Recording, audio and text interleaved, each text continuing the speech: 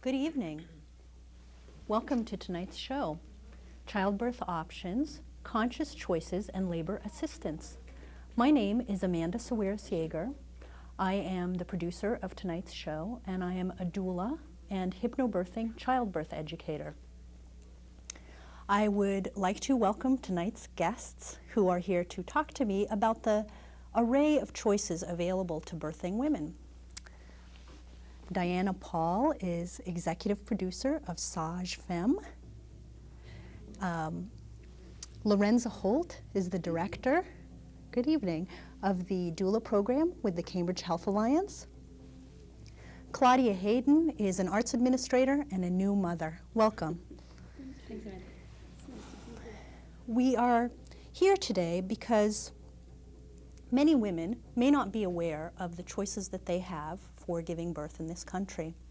In fact, the United States ranks somewhere around 25 in terms of infant mortality, well behind many third world countries. Why is this the case? Birth is often accompanied in this country by many medical interventions.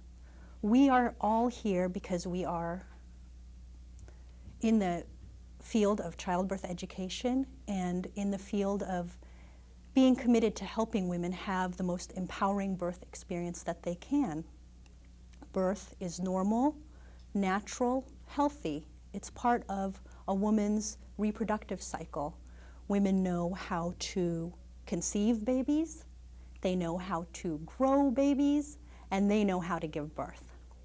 So with that, let's begin by talking with Lorenza Holt of the Cambridge Health Alliance, who will tell us a little bit about her role as director of doulas and tell us a little bit about the kinds of options available to birthing women.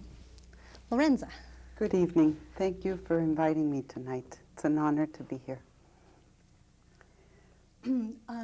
Lorenza, I know that the Cambridge Health Alliance has many options available for moms who want to give birth. Can you talk a little bit about some of those options? Sure. It's an exciting place to work because of all the options that women have.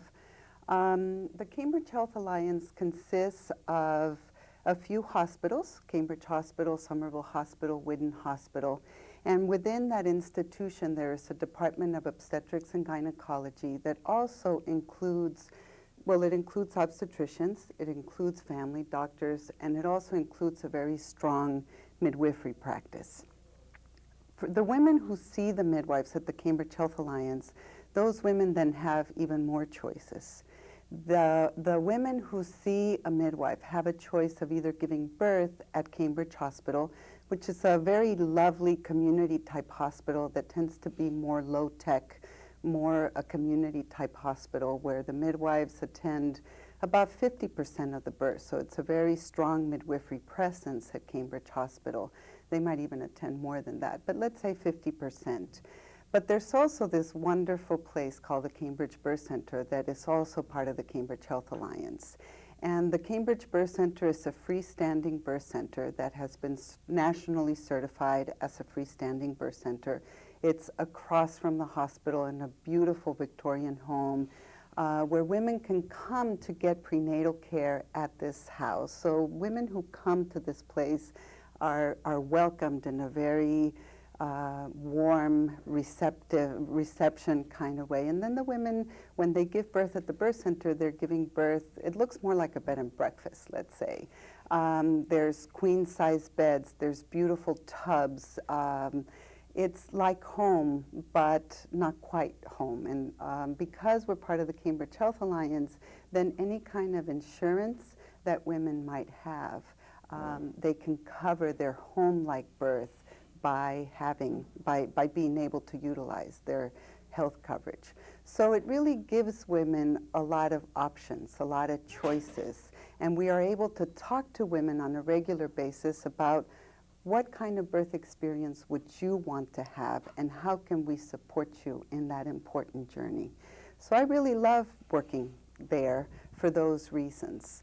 My role at the Cambridge Health Alliance is as the director of the doula program. And once again, the midwives in this place are just an amazing group of women with great vision who've been wanting to give women a different, not a hospital choice of where to give birth, and worked for a long time to get this freestanding birth center open that was part of the community, that could really serve the diverse population that lives in our area.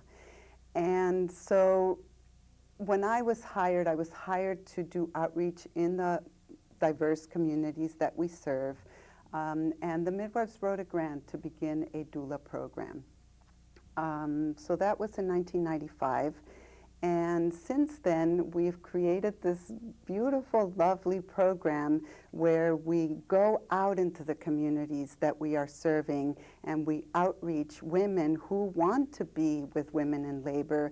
We train them, we support them, we hire them, we give them work so that they can accompany women in labor.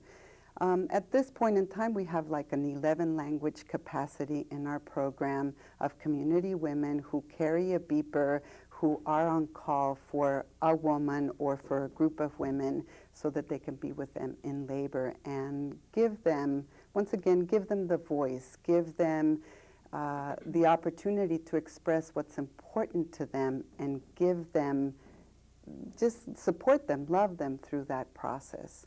So I think I've got the best job in that place. What can I say? It's really been a wonderful journey. Since we started our program, we have offered services to more than 2,000 women.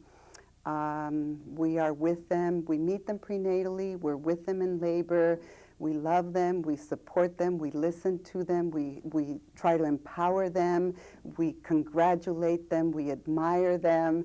And then when they have given birth and go home, then we go into the home and we try to mother them and say, how are you today? Did you sleep last night? Have you eaten?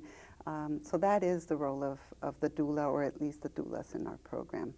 So we've come a long way since 1995. I think that between our program in Cambridge and Somerville and the Boston Medical Center Birth Sisters program, I think we are the leaders in multicultural doula services in the country. At least that's what we've been told. So we're excited. We don't mind that title or that opinion or whatever it's called. Doulas provide they serve an incredible role during a woman's birth. They are there providing emotional assistance and continuity throughout the entire labor. Yes. And in the second part of this program, we will be talking with a couple of doulas and also a couple who used a doula, myself, during their birth, and talk a little bit about their experiences. So thank you. You brought up several interesting points. I think you said that that the birth center has a very homey atmosphere and that care there is given by midwives. So I wanted to talk a little bit about midwives and the midwives model of care. Claudia, I know that you had a midwife for your recent birth. Congratulations. Yes. Oh, thank you. So maybe you can tell us a little bit about your experience and why you chose a midwife. Sure. Well, I have a very healthy 8-week-old, so I'm a brand new mom. Basically, going into birth and throughout my pregnancy, I wanted to have a more natural-like experience. And I didn't know if I was going to have natural childbirth or not, but I knew I wanted a birth experience that didn't have a lot of interventions. I had read a lot about midwives being, the use of midwives decreasing the possibility that a woman would have an epidural.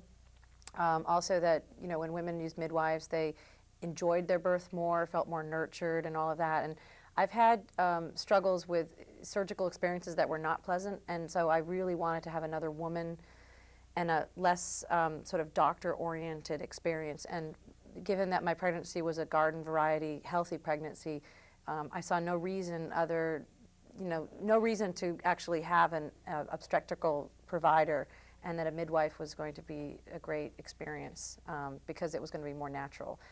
Later on, I did discover hypnobirthing, which I know we're going to probably talk about, but that's a method of childbirth in which you use hypnosis techniques to induce deep relaxation Again, I had done that with the intention of having a more natural childbirth, and therefore, and because I was more relaxed, a birth that would include less interventions by medical staff. I did end up, just so you know, having my baby at Brigham and Women's Hospital.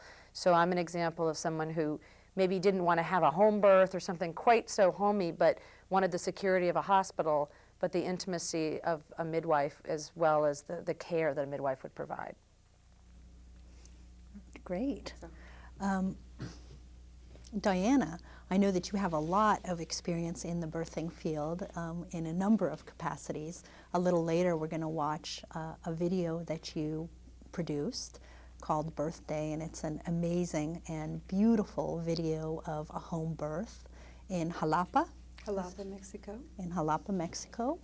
And it's empowering because of its, you see the sacred experience of birth and the empowerment of the woman, her husband, and her children. In fact, her entire extended family is present. Whole family. And a midwife. And I know that you came to that because of your own birth experience. Right. Do you want me to? Yes, please, go ahead. I was in California when I had my children many years ago, and my first child, it was just my husband and I, and then the baby arrived after quite some time of labor, and to this day it was the biggest high in my life. It was such an exquisite experience, and meanwhile. I had girlfriends who were having their babies in hospitals and not having blissful experiences, but rather C-sections and interventions and their baby being separated from them at birth. And I felt sorry for them. I felt so sorry that I, over the years, looked for a way I could help and make a change. And so I began interviewing midwives, and now Levina Lopez, you'll meet her later when you see the film. She was one of the midwives that I interviewed, and she was about 8 3/4 months pregnant, and that's another story how she came in to be interviewed. But there she was, just big and beautiful, and I just said, "Would you like us to film your birth?" And she said, "Well, yes, but the logistics are that I live in Jalapa, Mexico, and how, it's just, I'm going to have my baby naturally." And so I ended up giving her a camera, not knowing that her father was practically a professional photographer, and when you see it, you'll just be amazed at the footage that he got. But so I gave her this camera. Her father took the footage of the birth. And it took all day for this birth to occur, and so we just sort of follow them, and then the final part, and it had a wonderful effect on a number of people. I actually made this cut, Birthday, for the Museum of Science here in Boston, because they had 2 videos in their reproduction exhibit, and they were both hospital births, and I said, that's great that you even have those videos there, but 80% of the women in the world have their babies at home, and those women are going to come in and look at this and wonder, what are we doing here to these women? And so I had attended a birth in the south of France with some friends, and he was an artist, the father, and he put the video camera on this. They were in a chateau, and it had a big, large windowsill, like this big, and he put the camera there, and it had the best view in the house. And so after the birth, the dad and I were watching this video, and I said, "Brooks, this is what women need to see. This is so beautiful." And so he gave it to me, and I'm still working on that video. That'll be another time, another video. But so that was the beginning, wanting to help give women another image. I mean, birth for me was a blissful experience. It was for Nally, but it's so rare that you get to see a home birth. Because one, birth is a very private, very intimate occasion, and you just can't go bringing all the lights and the cameras because that doesn't really fit with the atmosphere that you really need for birth. You need, the woman needs to focus and pay attention, and everything else, you know, this kind of scene, this would be very distracting, and it would cause a long labor. And this is akin to what you might find in many a hospital setting, unless the woman herself makes clear her birth preferences in advance Unless and she says, scripts it. I would like to have dim lights, I would like to have music, I would like to have a minimal amount of in and out. So that's important, and that is in large part what this show is about. Women can choose that, and I want to talk about why women ought to choose that. Well, I think we probably all have opinions, but I interviewed Michel Audin. He's a French physician. He sort of introduced water birth to the world in the 40s, I guess you might say. And he said after studying birth for 40 years, his conclusion is that if you just put a woman in a nice, quiet, sort of darkish place and with a grandmother type and send the husband down the street to buy something at the store, she will give birth. You know, she will be focused, she will be, it's just something that demands that a woman trust the process. If she's afraid, she's going to have adrenaline and it will slow down the process. It will be an obstacle to her giving birth easily. And so you have to just peel away all the fear. That's the number one thing, is peel away the fears. And Take them peel away the fears, and part of what supports that is being in a setting that is safe and having safe supporters around, doulas, people you love, People you know. people you know, It's not very just hard when there's strangers coming in, people that you've never seen. But I think we also, there's just so much fear in this culture, and that in itself makes birth very difficult. And it's I agree with you, Diana. There's so much work to be done, and how can we get women to even begin to start thinking about what kind of birth experience do they want? I think women frequently don't know what kind of choices they have. They don't know that they can be assertive or that they can be informed. I think frequently we are told what to do, but really this is such a personal, empowering experience that how can we open the door for women? How can we get women to start thinking and asking questions and knowing that really the choice is theirs?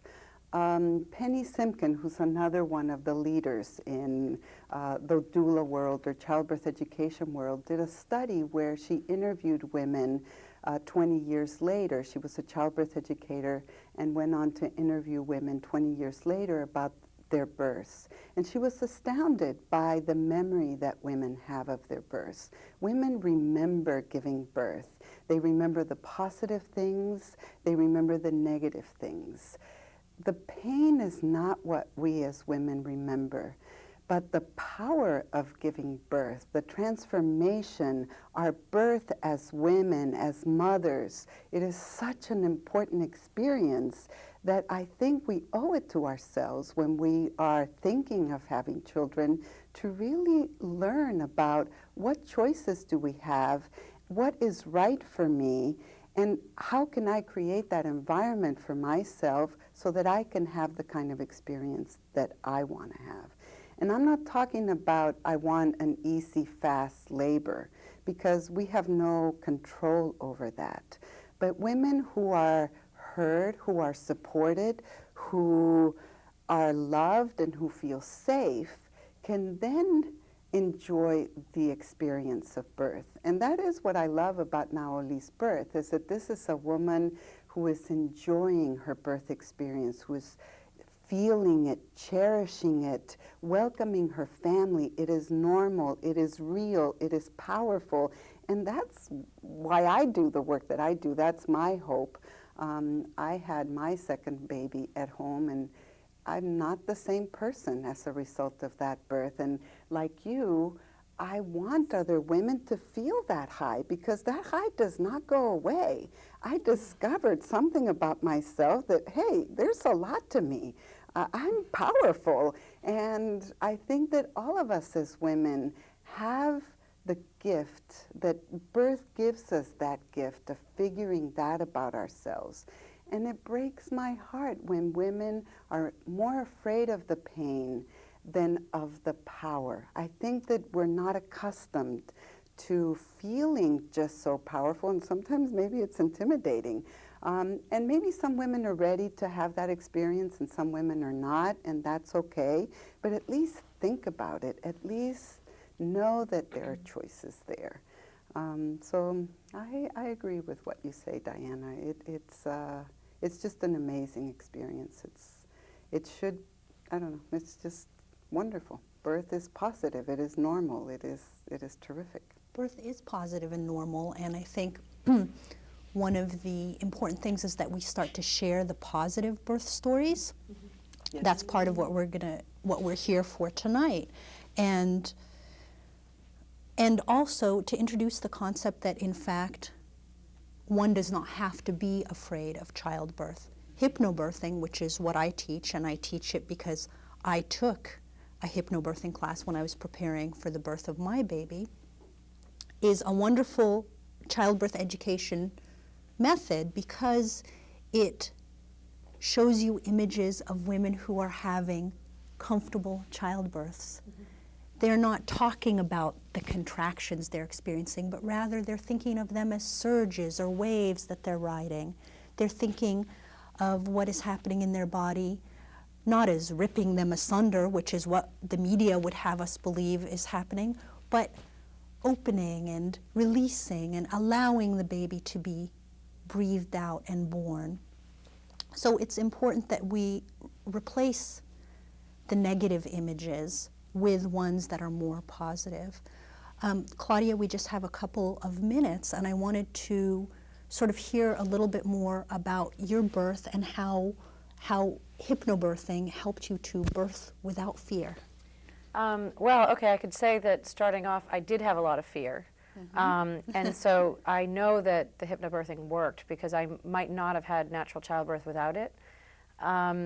First of all, I heard about hypnobirthing through my prenatal yoga class, and it was there that I first started meeting other women who were having home births, which I'd never known anyone who had done that before. And so, you know, I just thought, I'm just going to go to Brigham and Women's and do the usual kind of thing. And then I started with the hypnobirthing to understand that, you know, the birth is natural, and there were these tapes that I listened to that I kind of trained, essentially, by listening to tapes that were relaxation tapes that would induce a deep level of relaxation through hypnosis techniques. In addition to that, like most childbirth classes, I went with my partner, my husband, and the classes instructed him on how to, together, to get me into a state of hypnosis in which I was very, very relaxed. My birth ended up being kind of unusual for a first-time mom, but I only had 2.5 hours of labor. And when I was admitted to the hospital, I was 9 centimeters dilated, which surprised me because even though I was experiencing some discomfort, I was not freaking out as I had expected to be. And I did not even know that I was that advanced in labor. In fact, I was very surprised. I thought I was in early labor, and it turned out I was almost done. So once I got to the hospital, I really only had about 1.5 hours remaining. And in that time, although I did not have a doula, I did have a midwife who was really gentle and very encouraging. And I remember her voice saying to me, I don't need to tell you how to give birth. You already know. And I would hear that, and I also listened to music, and I had the lights dimmed. And, you know, again, in a hospital setting, if you choose that route, you can, you know, you can have the environment that you want in most hospitals. You just have to be very clear in advance. So it was a very joyful experience, and my determination was to enjoy the experience. So I wouldn't say it was fun, but it was beautiful, and it was very empowering, and I feel like a different person, and I had no idea I was strong enough to to do that until I was, out the other side of it. So it was a really great experience. And, in future, I think maybe I would consider a home birth. Now that I've done it, I realize, well, one, I go very fast.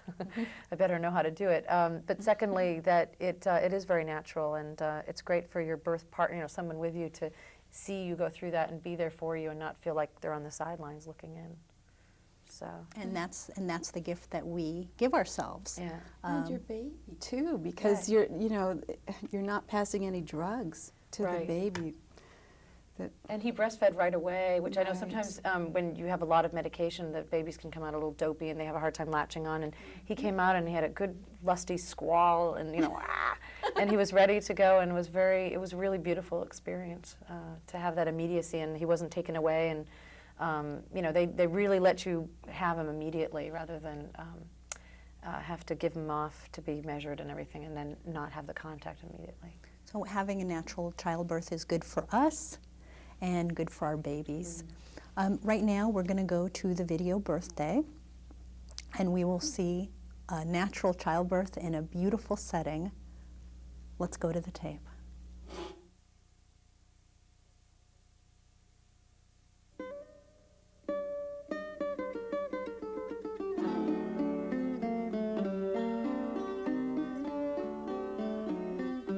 I've never felt more beautiful than when I am pregnant. And every time I've been very proud and excited about something in my life, I've wanted to share it with my family.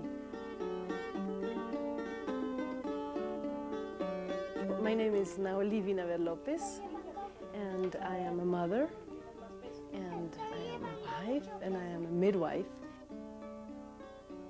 which enables me to be the mother of many children without having to take care of them at home.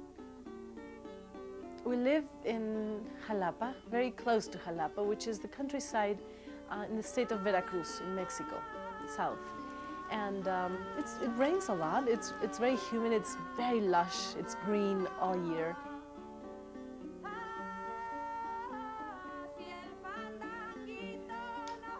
My husband Hiroyuki is a sculptor, and he was born in Japan and moved to Mexico about 9 years ago. And I think he's a very patient man. He enjoys and has the ability to watch and work his stones, his sculptures, and observe how they're born as pieces. And I think that is a quality that he has also in his own life, in terms of living the pregnancies with me and seeing me and helping me go through pregnancy. We come together with these elements. As a midwife and as a sculptor, we enjoy watching things develop, and we enjoy seeing new things come to life, beings or art.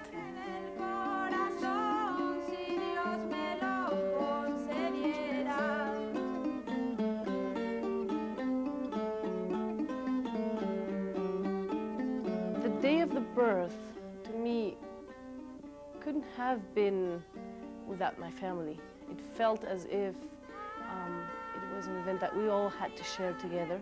It just seemed very natural that the people who would be at the birth would come together during that day. And like a picnic, like a birthday party. We decided to go out, and my father was taking video of all of us walking, and we wanted to have a memory of that day. So he took the video throughout. The morning that I woke up with contractions, it was a festivity. It was a glorious moment, because I knew that would probably be the day that she would finally come out, that we would meet her. And then we went off on a walk. We went down to the river. It started raining, and we were a little tired. We wanted to come home, walk back. It's a long walk. So we came home, and we had a big lunch. And I couldn't believe I had 3 plates of rice and beans. I could eat everything. And then labor started getting a little harder.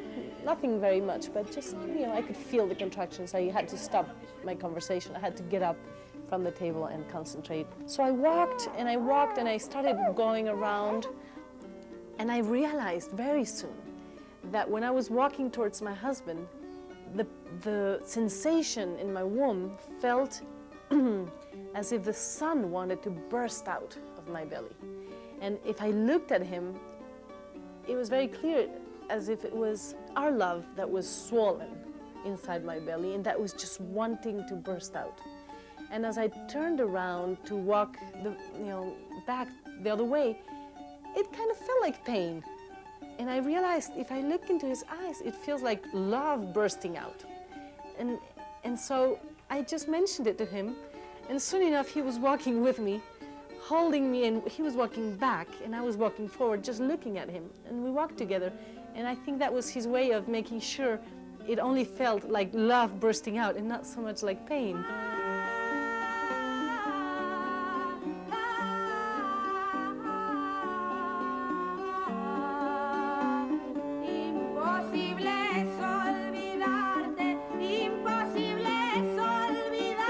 And so I think it was quite soon that I said, I think I'd like to go into the hot tub, into the water. It just felt right to go in the water. As a midwife, I thought it was a little early, but as an instinctual woman, mother, that's exactly what I needed. So he went and filled the tub for me. And he came in with me. The two of us were in the tub. It was a space of the couple. I needed him to be right with me, and he needed to be looking at me so that he could feel what I felt. That's what he said later to me, that was the closest he could get to how I felt.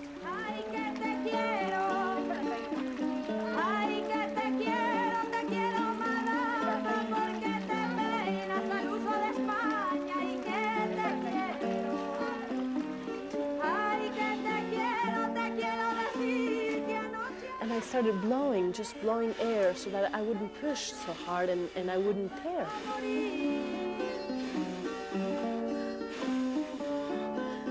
When I could feel her head, I just went deep, deep inside of me, and I could see and feel everything inside, how it was opening and moving down.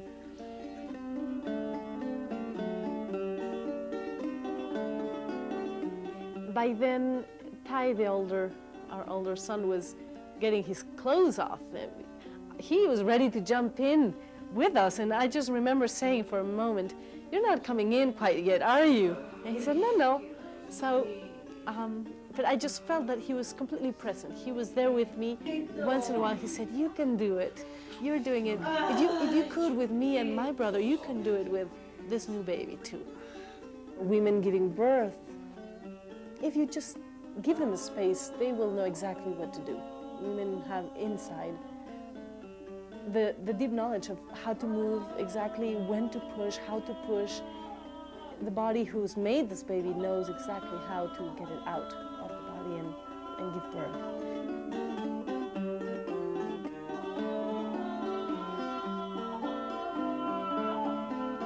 The funny thing is that the people who were with us in the room didn't realize when her head came out.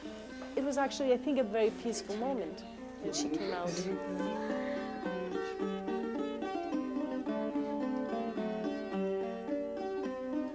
And then she turned, and I could feel her ears and her nose. And I realized this is really a person. I knew I was going to have a child, but to actually feel her with my hands and touch her cheeks and her nose and her little ears as she was still inside me was fantastic. And then I could feel her turn, and somewhere inside of me, I still don't know exactly how. I knew exactly when she was coming out because I said to my husband, "Are you ready to catch her?" I just knew she was a she, even though we never checked. We didn't want to know. But I said, "Are you ready to catch her?"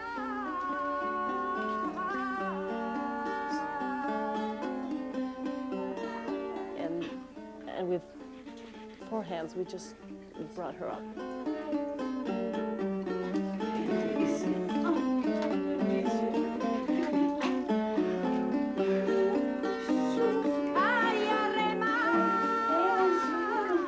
And the moment I saw her face, I realized that's her. Of course, that's who I was expecting. That's my baby. And very, very soon after she was out, my son, who was already in the nude, jumped in the tub, and so we were together. And the younger one, who was asleep, we asked for him to be brought, and he jumped in too. And so we were, the 5 of us, a new family, ready to welcome her. And I think for them, they adore her. They saw her being born. They saw her the first minute she was out. That's their baby, just as much as she's our baby. Fue niña. Nos vamos a guardar la ropa del niño. Being a midwife is a great honor because I can get to see babies being born and the mothers being born as mothers and the fathers being born as fathers and the families being born as families.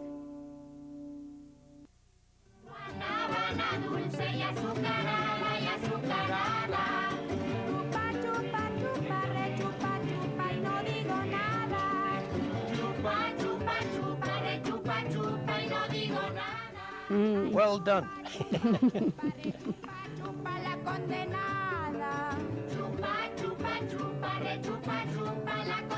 My name is George Vinever. George, I'm Nowly's father, and this is why I'm here. I made the tape with this camera. I was responsible for making a record of this birth.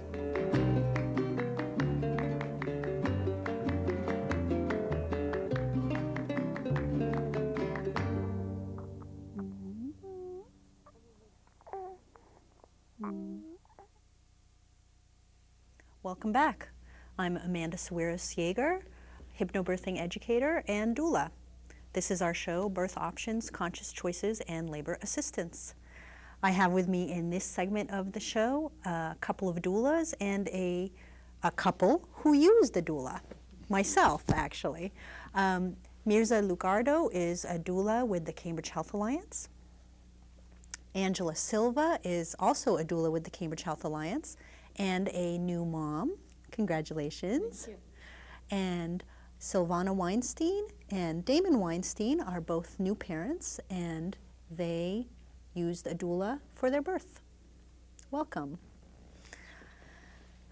Mirza, can you tell us a little bit about doulas and how doulas are different from midwives?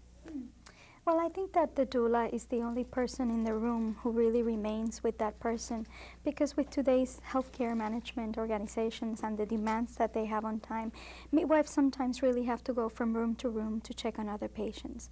And the doula that is assigned to work with that new mom and that couple having that baby, it stays there, remains there from the moment that she's in until that baby is born.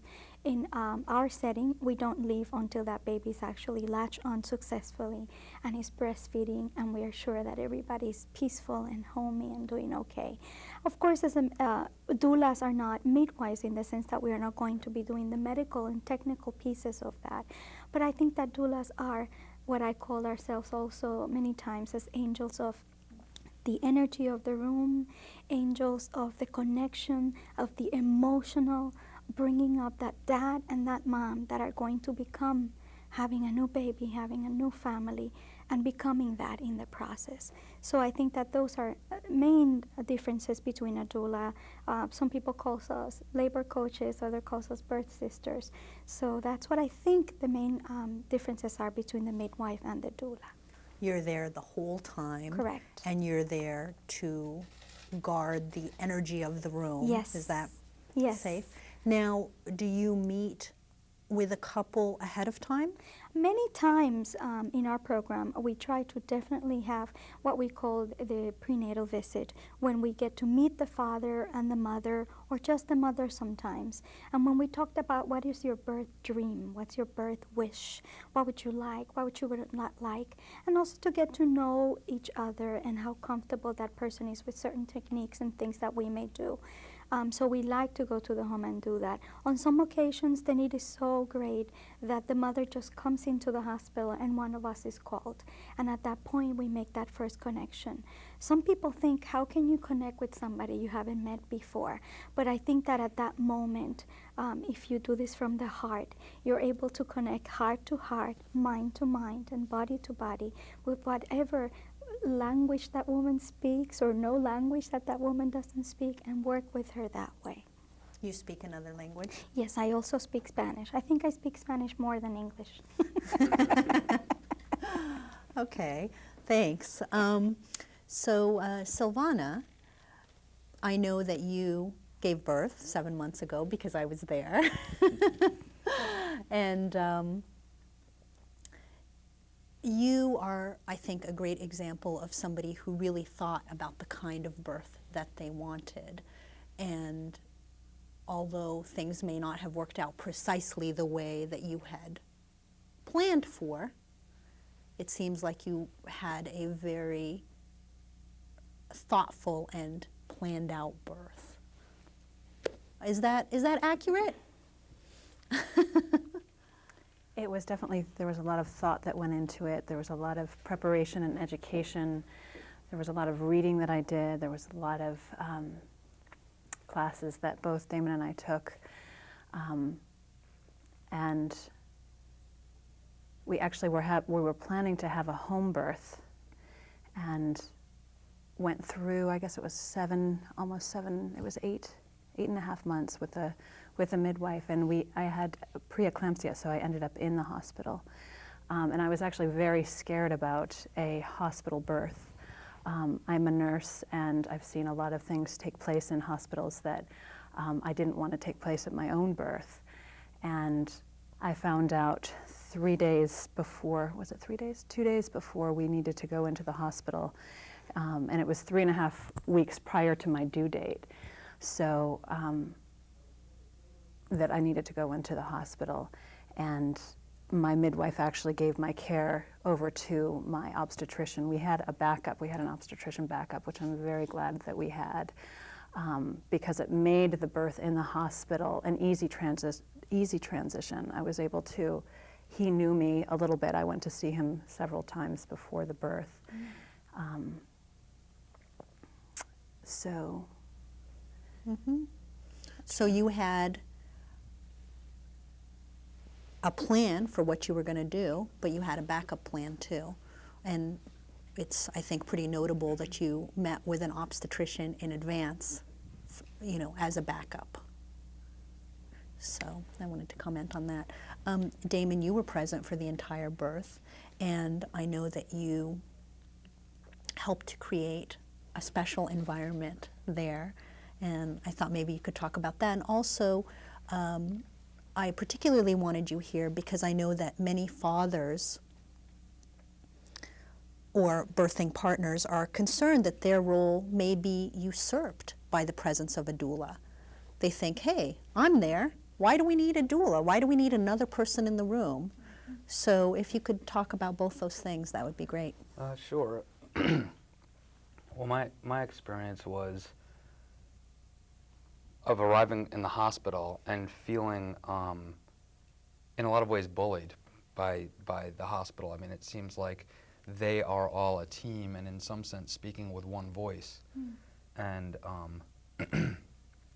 it was very difficult when we first arrived to say what our needs were and to not just sort of follow the orders that were coming at us as if we were somehow supposed to follow their orders as opposed to having some say in what it was that we were experiencing. And so just the experience of having a team of people, including the doula and friends that were there and others, I think created an atmosphere in which we could have a voice. I mean, there's some power in the numbers, and that also created an atmosphere in which we could be, instead of just defensive and angry and upset in the way that we interacted with the hospital staff, we were actually able to be a little bit calmer in the confidence of one another as a team to actually invite the hospital staff in to be part of our team and not to have a kind of a antagonistic relationship with the hospital staff. And I think that was a very important aspect of of having the birth go the way that we wanted to, because there were many occasions where if things hadn't been somewhat smooth with the hospital staff, interventions may have been imposed that didn't need to be imposed simply because of a lack of communication, for example. We were a great advocacy team, I think, and the presence of your friend Ayla was amazing. I think each and every person had their own specific role at that birth. You were amazing, Silvana, calm and thoughtful every step of the way. You, Damon, were a terrific and amazing advocate who continued to come back and back and back and ask those questions. I was there just lending a voice of, I think, calm and reminding us to take the time to ask the questions that we needed to ask. And Ayla just helped to add a beautiful energy to the whole environment. I mean, we were there for 3 days at this birth because you weren't in labor. You were being induced. And you had an amazing birth, which I want to come to in a minute. But the beautiful thing that Ayla did was, at first there was a lot of hospital staff coming in and out, and it was feeling like a less private environment. And she put a beautiful sign that she colored up saying, "Entering sacred space." And it changed the attitude of all of the hospital staff as they were entering. And you had a little altar, a space of your sacred and beautiful things that you could look at and reflect on during your birth. And so that room had a vibration that was incredibly special. And I mean, I was honored and blessed to be present at that birth. Later, one of the nurses said to me that she didn't want you in that room because that was the room that always had bad things happen in it. But What a wonderful comment to say when a woman is actually having a baby. I think that that's, on many occasions, a lot of husbands get a little bit afraid of another presence of a woman. But in my experience, and I've been doing this for a little bit over 7 years, I think that dads, especially new dads, really want to support and be there for their partner, but they don't know sometimes how to. And I think that the doula, because of our training, because of our experience, are able to empower dads as well, to say, touch her here, say this to her, rub her this way. And it's amazing when we see people that do speak English and that are familiarized with the medical system in the United States. But when you go into a room of a lady who comes from the third world country, who hardly speaks the language, who really doesn't know about the medical system and the choices, I feel that we as a doula come in with a bag of choices. And yes, you can have your lights dimmed. And yes, this is an option for you. And we're able to put things for her in that room to make that sacred space and to actually make it happen. And some dads are nervous because they don't know really how to support the mom. And sometimes they say, well, they're doctors, they should know what they're doing. But in reality, who better than you to know your wife and the way she moves and the way you move together? And so that's in part what I really like doing as working as doulas with a couple and with women who are not there with a partner or anybody, any friends to be there with, and to be able to mother that woman and to bring some sanity sometimes to the room, because the medical providers are so busy checking the heartbeat and making sure that the blood pressure is fine, which is all right, but forgetting that, wait a minute, a miracle is about to happen here. And we cannot partake that from that experience of the new mom and the new dad and the baby. Well spoken. Angela, I know that you recently had an amazing birth experience as well. And you're also a doula. That's right. And had a doula at my birth. Well, that's interesting. So a doula needed a doula at her birth? I absolutely did. I needed someone to protect my energy and the energy in the room. And when you go into labor, when I was ready to have my child, I needed someone to be in charge of that energy. I needed to be a laboring woman and not a doula. And my doula provided that for me. she was by my side from beginning to end, which is a very short labor. I had a water birth, and my daughter was there as well, and I needed somebody there to be there for me instead of me being a doula when I'm in labor, you know, making sure that my daughter was in the right place and my partner was in the right place, and so I needed that, and it worked out beautifully. So a doula sort of can orchestrate the setting too? Is that safe to say, or? It's safe to say. I mean, definitely the mother is guiding the energy, but you know, sometimes the doula can help along with the other people surrounding the mother. You know, like Mirsa was saying, when a dad is in the room and he's kind of unsure of himself or what's to happen, only naturally he's going to watch the doula and what she does and what helps, you know, his partner, or and so naturally he's going to do the same thing. You know, for me, my experience is that I don't often have to tell my dad, this is what you do, this is how you touch, they know how to touch their partners. It's sort of, you know, the energy that I give, they feel more comfortable watching that, and they'll you know, do it as well. Do you find that you get involved in an advocacy role per se? I mean, what happens, say, if something comes up, a suggestion from the hospital staff that you know may not be what the parents want? Yeah. Well, yeah, you have to. You kind of have to, you know. I mean, I've been working at the Cambridge Health Alliance for some time, so, you know, they're really respectful of the you know, mother and the child being born. So, I mean, I'm fortunate enough as a doula to work in a place where they are going to respect, you know, the choices of the mother and the partner. But there is sometimes where, you know, we have to remind the people, the caretakers, you know, taking care of the moms, to be, you know, to just be focused on the mom and the mom's wants. And her unique situation. Exactly. I mean, I think the way I would say it is that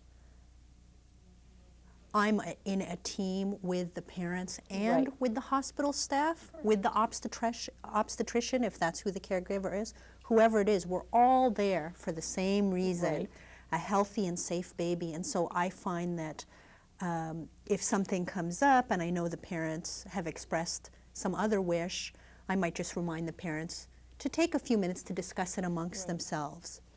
The other thing is that sometimes I'll say to either the nurse or the doctor or even the midwife, you know, how can I help you help them?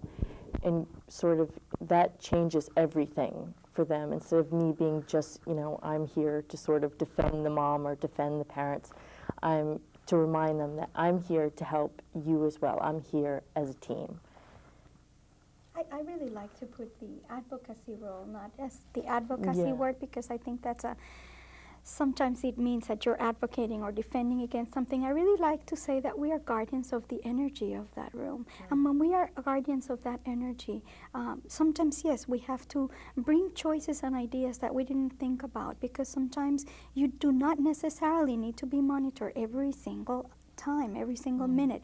You can take some breaks, and we are able to speak that to the nurses and the doctors and the midwives. Sometimes we're able to convince that, that's a good idea.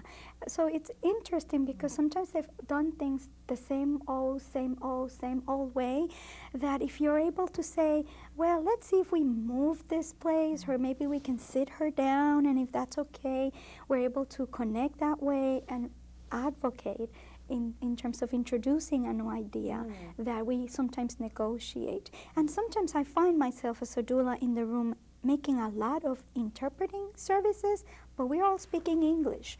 And not because it's another language in the room, but sometimes the medical people tend to forget that they're speaking to parents that may not know what this or that word means in their technicality.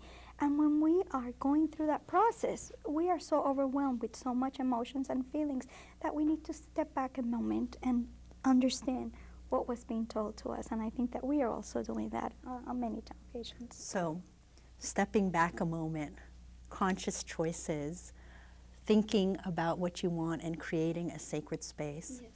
That's been what this show is about. We're going to close with a clip from a video of Suzanne Arms, and thank you very much for being with us tonight. Good night. Baby should never leave its parents from the moment of birth.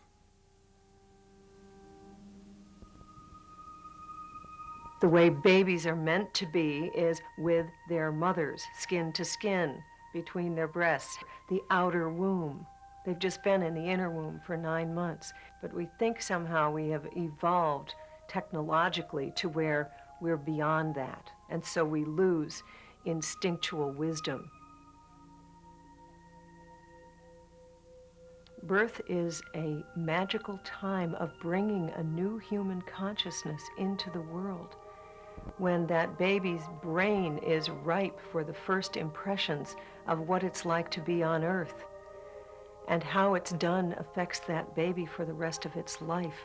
When a child is greeted with gentleness, with calmness, with love, with a sense of, it's okay, you can relax now, you're here.